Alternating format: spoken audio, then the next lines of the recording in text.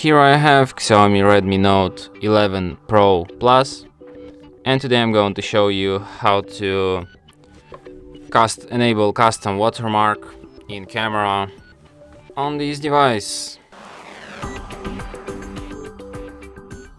So firstly you have to open camera, tap on three stripes, go to its settings and then go to the watermark. So to use custom watermark you have to enable device watermark first, and now you can add some custom watermark like some custom text. You can enter your name, I don't know, your surname or your nickname, I don't know, or something you like. I'm just gonna enter HardReset.Info and show you how the picture with this watermark will look like. So here you have it.